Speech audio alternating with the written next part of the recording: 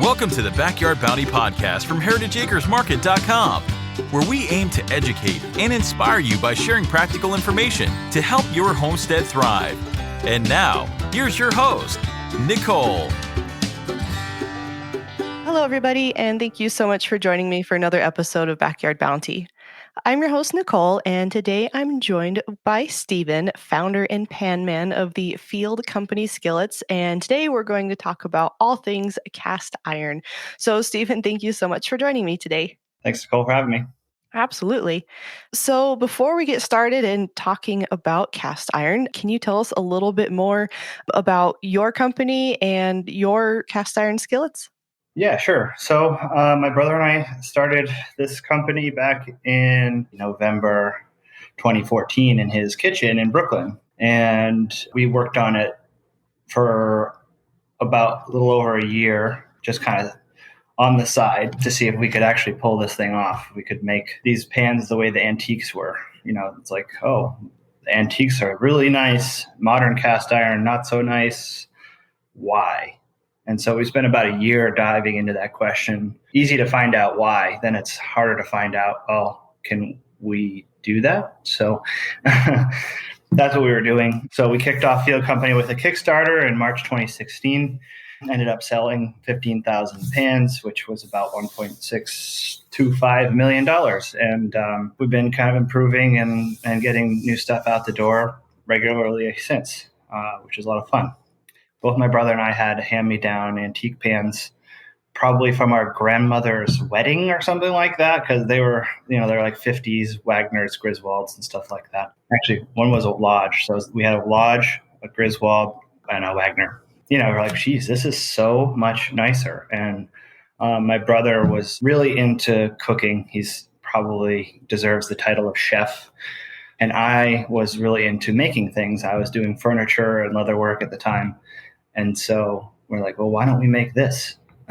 It sounds like a perfect pair then. It was a really good pair. Yeah, it was a great pair because he was ready to do something fun with me. And we decided to give it a shot. And here we are still today. That's obviously it worked. So what did you find was the big difference? Because I have a modern cast iron pan that, to be honest, I hate, but I use it.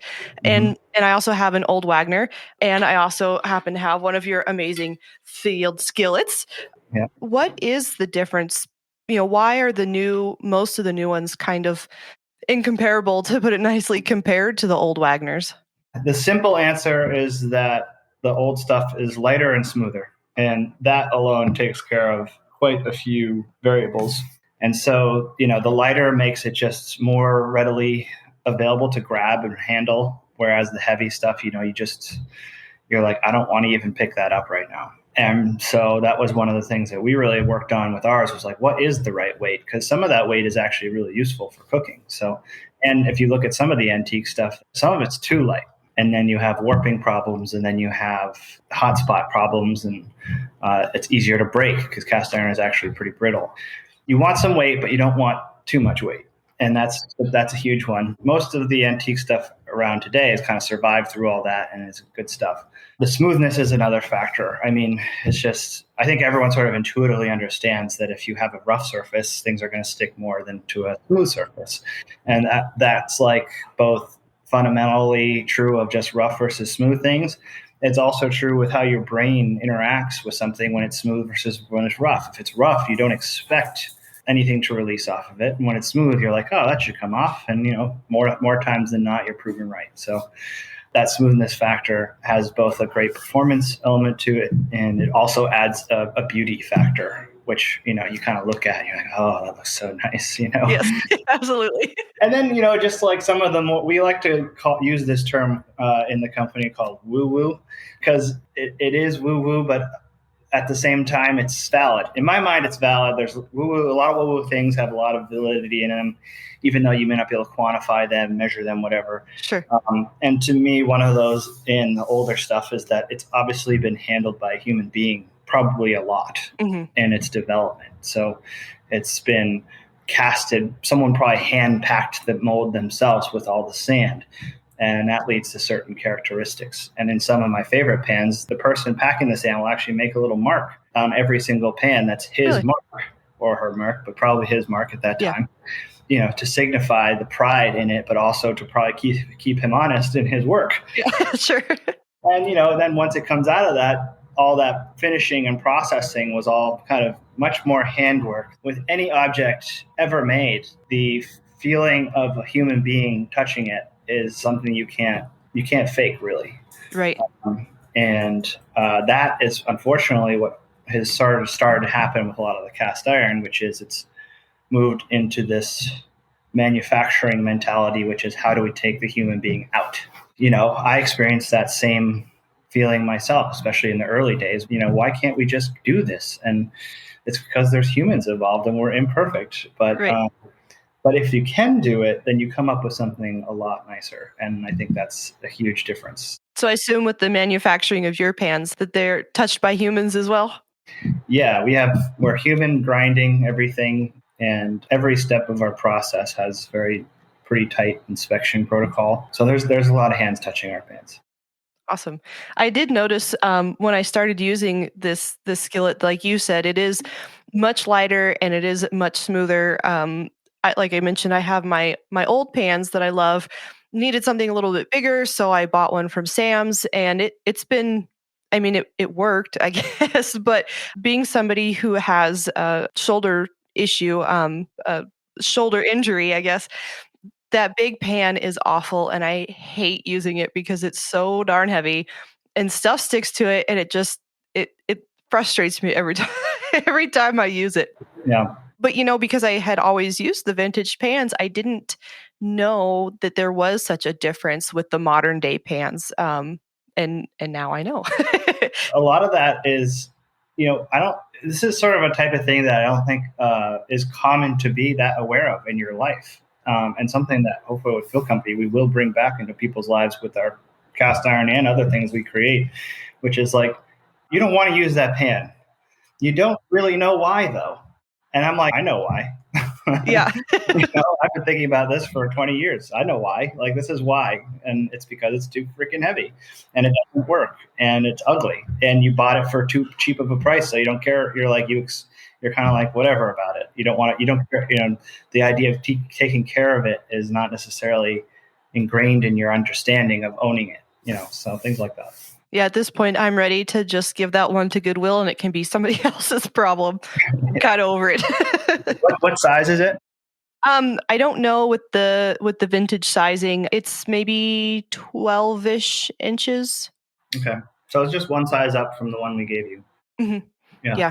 Yeah. So it's probably what's ours? 8 pounds. I was curious because this one, the number 8, I wanted to see because it is so much lighter. I weighed it, and I think it was this one it's smaller, but it was like 4.5 pounds, I believe. Yeah. I don't have it in front of me.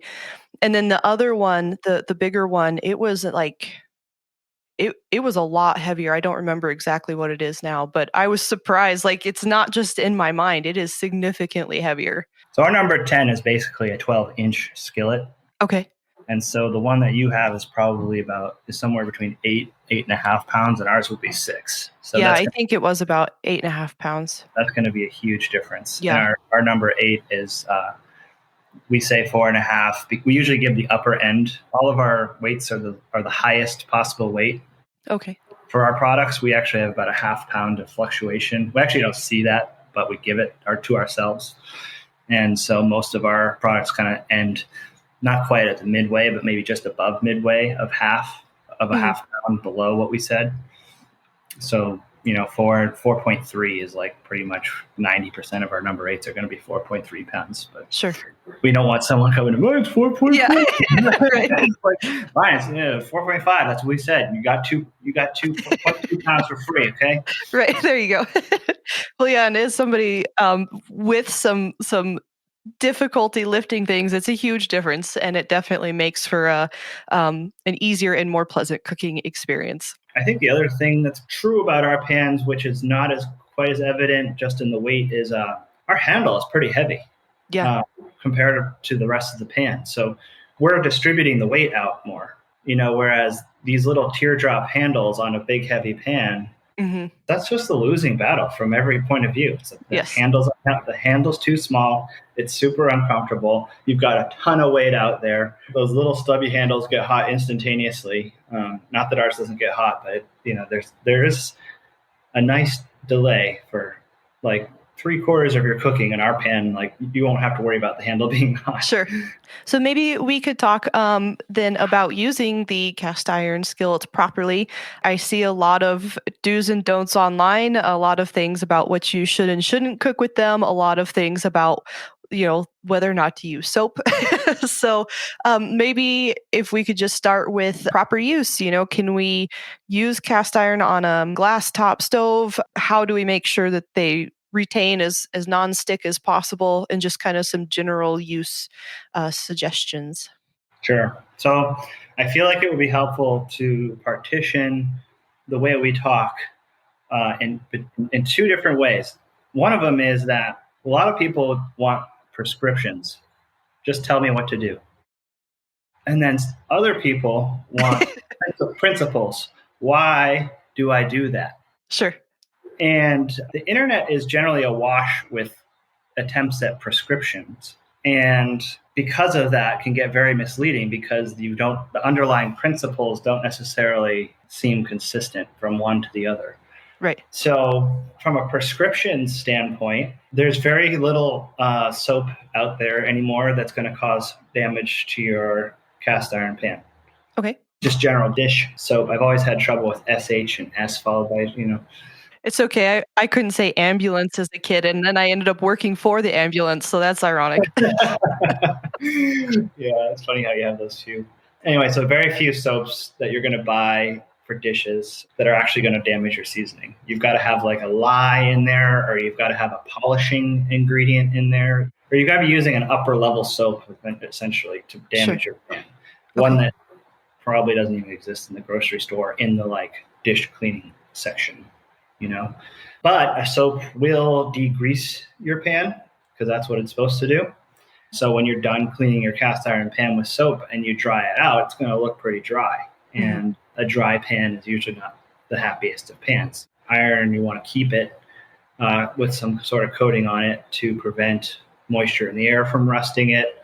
If you accidentally drop a little bit of water into it, you want to give it a little protection. You always just want a little bit of oil in there at all times because that's how you do develop seasoning over time. Okay. So that's one that we can dispel right away. It's like you're probably not going to hurt anything with soap. And that makes sense where, with soap being so different, I can see how that could be kind of one of those old wives' tales that just kind of stuck around. Yeah, I think soap is a big one. We have a little packet that we send with our pan. I mean, you don't want to put them in the dishwasher. Sure. You should not ever do that. Yeah, that'd be bad. You shouldn't leave them soaking for longer than a couple minutes. Okay. When you first get one of our pans, you should kind of avoid cooking acidic foods and avoid cooking anything that's going to simmer in salty liquid for a while because all those salt, you know what salt does to iron, right? It rusts, and acids tend to eat away at the fats that are part of the seasoning. So those are going to tend to act like a solvent on your pan. So those are kind of some of the prescriptions of do's and don'ts. If you take care of your pan, I would say for me, it took about 3 months of, being diligent on my maintenance regime. Mm-hmm.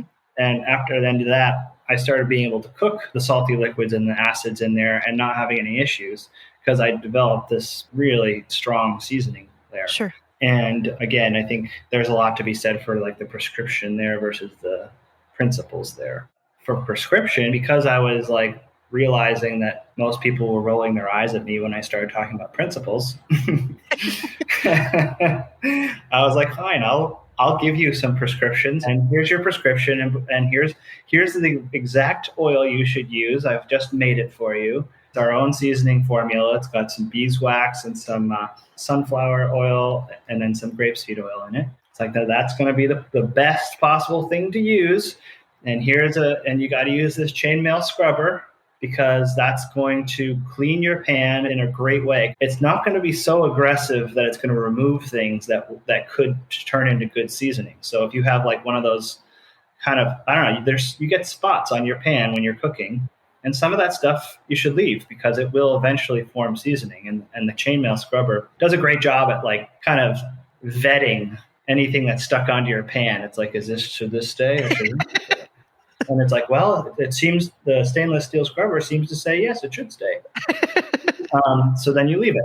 And then the other thing that'll do is it'll also abrade or scuff the surface of your pan just ever so slightly, so that when you cook next time, there's just a little bit of texture for your next layer of seasoning to kind of grab onto.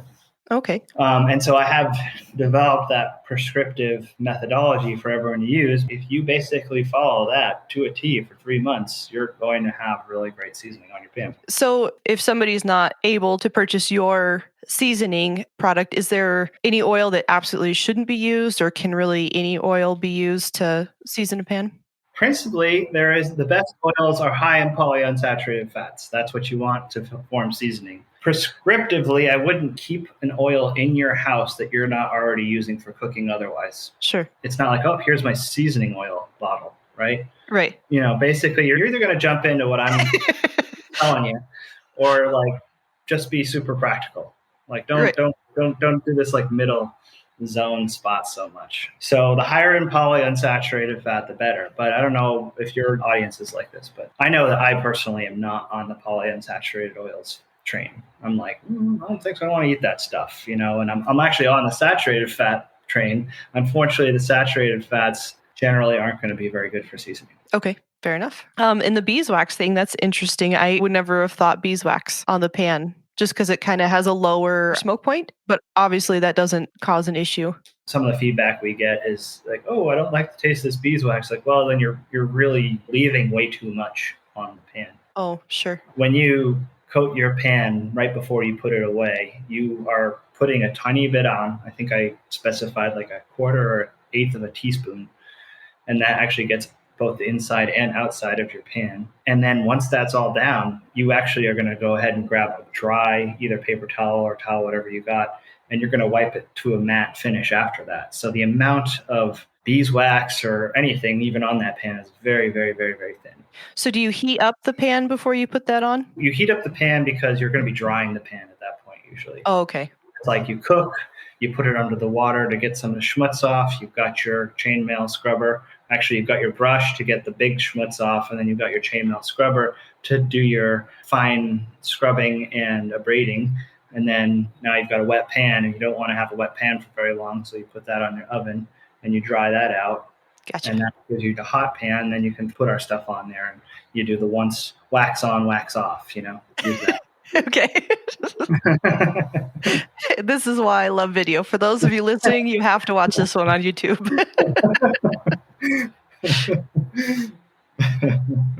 So what about using the pan? Can you use it on pretty much any surface, nowadays glass top things, and electric is becoming ever popular.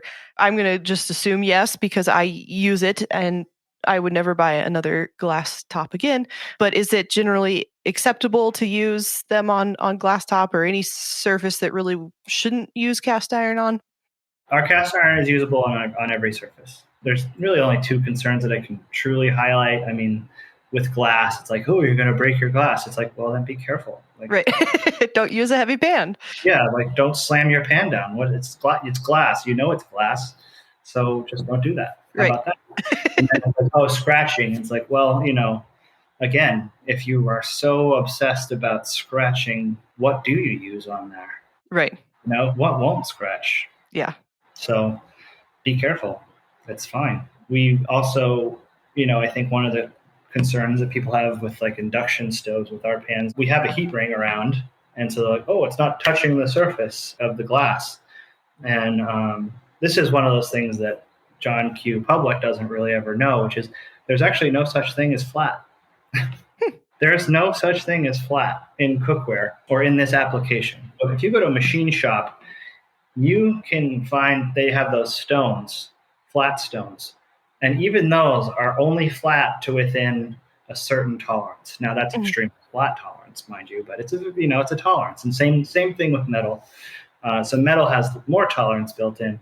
And so everything you're cooking over a stove with is either going to have a heat ring like ours, or if you actually measure it, if you measure the bottom, it's going to have a shape like this. Kind of what, concave? So the middle is It's like, say this is a pot, like it's going to be up in the middle right here a little bit, so that it fits flat. Interesting. If it's down, it's going to spin Right. on a surface, be a spinner. So yeah, flat doesn't exist. But if you kind of look into the tolerances required for electromagnetic heating to work, it's about 55 thousandths, I think. And we just looked that up, and all of our pans are under 55 thousandths away from the burner. So you're good to go. Awesome. I didn't even think about the induction heating. That's a little too advanced for me. I know that induction is really gaining popularity for environmental reasons. Right. But it's like, man, hope it gets better. Do you have any tips for anybody? Let's say they find grandma's old rusty skillet or what have you. Is there a way to turn that rusty skillet into something usable? There's always a way. There's just a question of your will. Sure. There's good old-fashioned elbow grease, and I don't do that anymore, but I don't discourage anyone because I've done it. Sure. You've got to be careful not to sand the pan, though, or else you'll end up creating a surface which is so smooth that you can't get seasoning to form on it. Interesting. And that will be sort of the telltale of a pan that won't season is copper-colored seasoning. Yeah, it's just like too smooth to really get there. So maybe wire brush and some patience sort of thing? Pretty much. But if you maybe do that once and then you get the bug and you happen to live in an area where you feel like there's a lot of grandma's rusty pans around. You never know. Then you should bump it up a notch in intensity. And, I know you can use the oven cleaning cycle. I've used that before. It's frustrating, but it works because it feels like the pan wants to instantly rust. That's kind of a problem you're always going to have, though, when you're doing restoration. Once you've got it to bare iron, basically, the pan's wants to rust immediately. Sure. So oven cleaning cycle work. Jeff Rogers walks people through that on one of his videos. He's pretty definitively. And then if you want to get even more sophisticated, you can dump your pans into a lye bath. Oh, okay. And lye is the ingredient in what used to be in soap, which destroyed seasoning. So right. You can dump it in there, let it soak for a while. People have had good success doing that. I've never done it, and I probably would never bother. But that's because I've taken it to the maximum level. Right. I just went straight for the jugular and created a electrolysis tank. Oh, there you go. Yeah, and so that's a fun, but it's a little bit of a project to set something up like that. It doesn't have to be, honestly. It can be pretty simple. Just kind of depends where you live, I think. Sure. Yeah, if living in the country, pretty simple to set up an electrolysis tank. It's you've got a battery charger operator. You've got a bunch of other rusty, crappy iron that you won't mind making even worse. It's like you kind of you've got a bucket. Right. But yeah, if you're in the city sometimes or something, it's I don't have any of that stuff. I don't have a place to put this outside for the off-gassing even, so I don't know. But anyway, that methodology is by far the best and most elegant. Gotcha. I hadn't heard of that one. Definitely worth setting up if you want to do more than 5 pans. Good to know. Yeah, I had no idea. So I just learned something. I learned lots of things, but that's another thing I learned.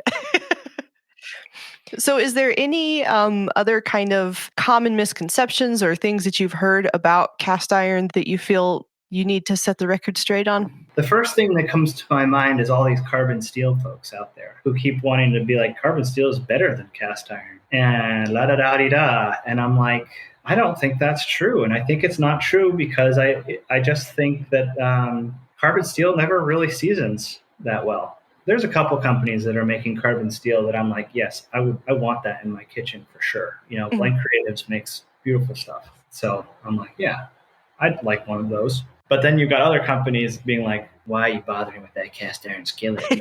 And I'm like, because they're not the same. You don't get the same benefits that you do from the cast iron. And honestly, one of those is just the enjoyment of using it. Sure. If your carbon steel is never developing a nice dark seasoning, I want to say almost every handle on carbon steel pans is not that enjoyable. at least for my hand. I'm like, what is this? Yeah, so I would dispel that one. To be more diplomatic about it, there's room for both, basically. I would say that cast iron is better than carbon steel, but I understand some of these benefits of carbon steel as well.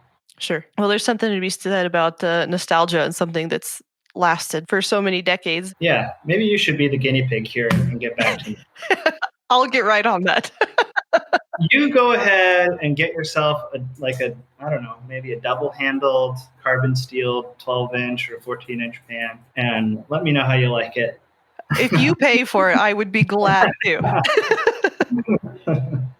No problem.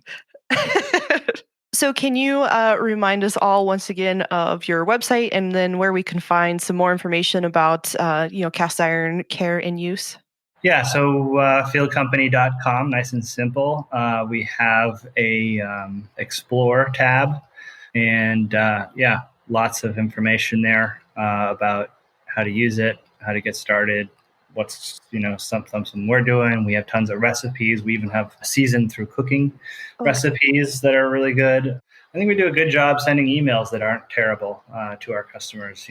In fact, we get a lot of comments saying how much everyone appreciates them. So, we get you up and running on that. So fieldcompany.com for all that. Well, Stephen, thank you so much. I really enjoyed your time, and thank you so much for sharing your information with us today. And thank you for sending us the wonderful skillet. I absolutely love it, and I'm so excited to start using it. And thank you so much. Thank you, Nicole. Yeah, enjoy that thing. I will. Right. And for those listening, thank you so much for joining me for another episode. Be sure to check the links in the description. We will add all of those in there, and we'll see you again next week. For more from Backyard Bounty, text the word podcast to 719-292-3207 or visit heritageacresmarket.com/podcast. See you again next week.